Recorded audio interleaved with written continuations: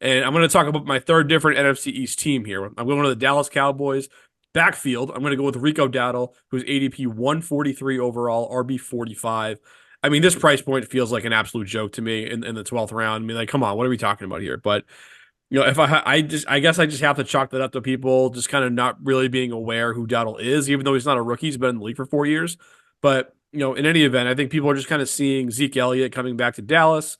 And, fantasy managers, the high profile guys, they stick out in their memory. I mean, people have fond memories of Zeke in the past and what he used to be, but it's not 2018 anymore, folks. Okay. Zeke's not taking on 350 touches at this stage of his career. So this is going to be a committee. I fully acknowledge that. But I see Rico stepping into the Tony Pollard role from 2022, not 2023, not last season, where he had all the expectations in the world to handle this massive workload and he couldn't live up to it. But 2022, back when he was incredibly efficient, back when he was averaging 5.5 yards per carry. And I don't know if Dowdle necessarily has that in his repertoire to be that efficient. I'm not sure, but I don't think he needs to be. I mean, he's in an offense that was number one in the league in scoring in 2023. And PFF has their offensive line ranked 10th. So they're in the top third of the league. So I just think there's enough around Rico Dowdle where he could be one of those guys that you can grab in round 12.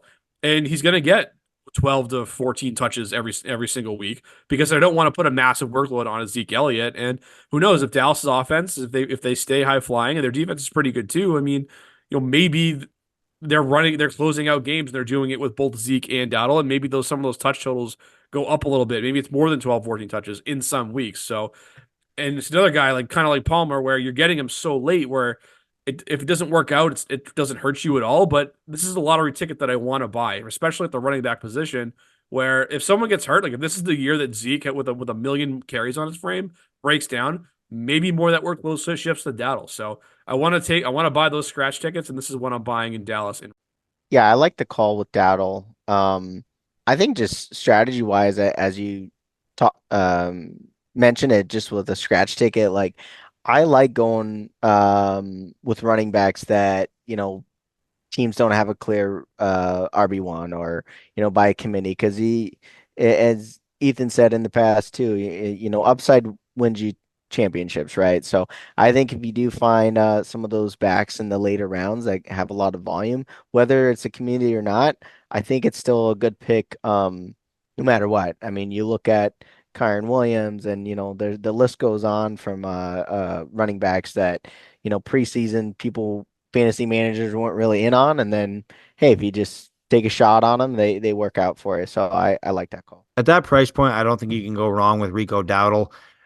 As you said, Kamish, that offense has been pumping out running back production year after year, and the competition for touches isn't high there.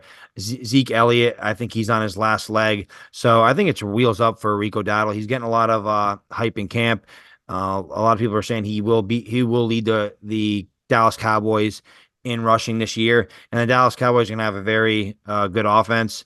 They're usually tops in the league. So if I can get a running back and an efficient offense that late, sign me.